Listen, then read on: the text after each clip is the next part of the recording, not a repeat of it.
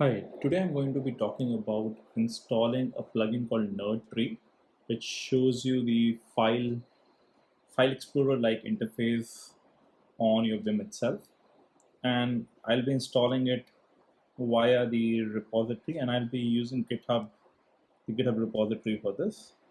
So if we just go over the page, now they suggest if you're on VIM 8 plus, you can do it directly using the Vim 8 plus packages. You don't even need any package manager per se. So we can quickly go to the shell and we can check Vim version and we go there. So it shows me that the version is 8.1, which is good for us since it means that we don't need any plugin manager per se. Now the next command that they've shown is to do a git clone. I could have gone to this repository and I could have just downloaded this file as a zip, and I could have this folder as a zip, and then I could have just unzipped it and put to this particular location, which is .vim pack vendor start NERDTree. But I don't want to do that. I want to use git, but the implementation of git isn't available on the A shell. So if I type git command not found, but fortunately for us, there is a pure Python Git implementation which is called Dulwich. Dulwich, I don't know how to pronounce it, but all you need to do is to call pip install Dulwich, and do that. Now I already have this installed, so I don't need to install this. And if we go back, so we need to clone this repository into this particular path, which is .vim pack vendor start NERDTree. So if we go back and see the current path, or we see the current folder, so we see a .vim. So if we do a cd into that, we see colors and sessions. We don't really see this pack vendor start. We can just create that using makedir. I want to create a pack vendor start. Vendor start, and right, so that's good. I don't know if it's tree installed. Right, tree is also installed, and now I can see that I have that required directory structure, vim pack vendor start. In fact, I can go one level back and now run tree. So it doesn't really show me on right. So this is the directory structure I was looking for, and now let's run an IPython shell. I have already installed Dulwich. I can now look at its high-level interface, which is called porcelain. So all you need to do to clone a repository is to call porcelain.clone, give the URL for that repository, and then the folder path in which you want to save. So I just need to do,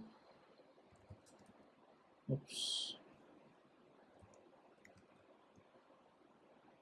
Okay, so let me see.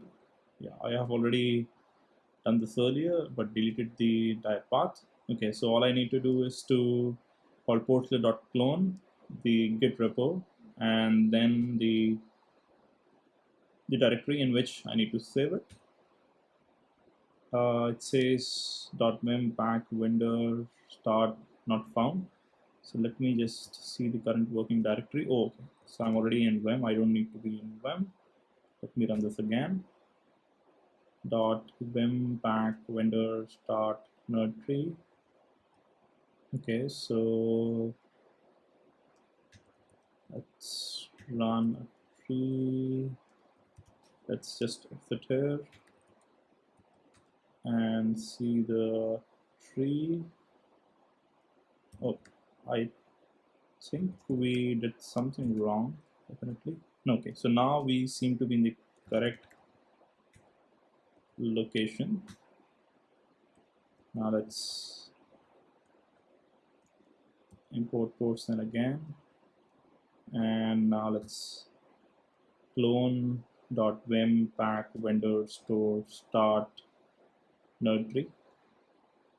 since this is a pure Python implementation, it may be a little slower compared to the original implementation. Okay, so it says that now I already have that implementation.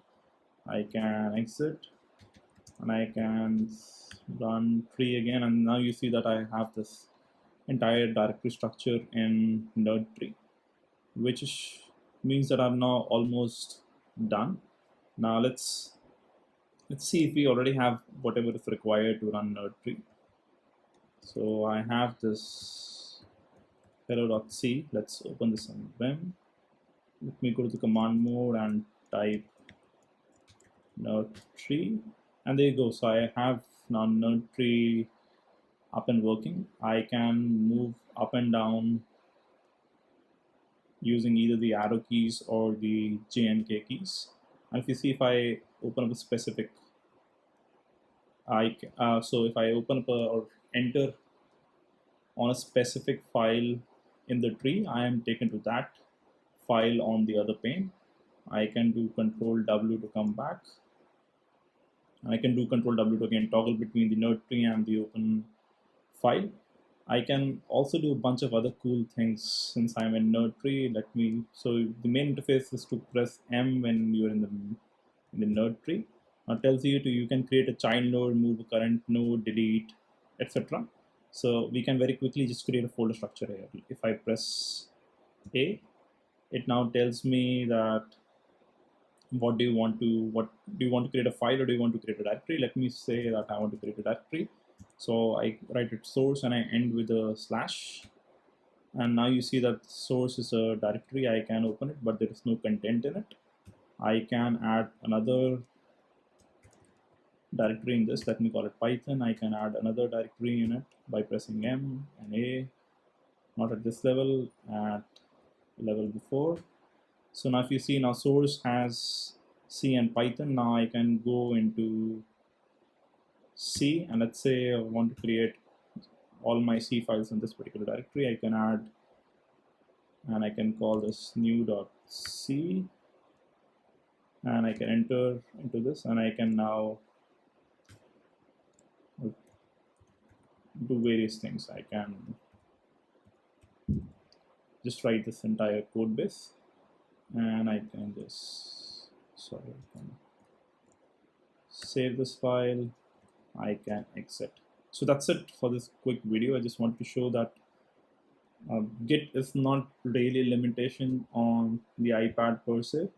Like, you'll have to use either a full-blown Git program or app like Working Copy, or you could also minimally get around with using the pure Python Git implementation that I used. And you can then get rolling with some of the amazing plugins that VIM has to offer. Oops.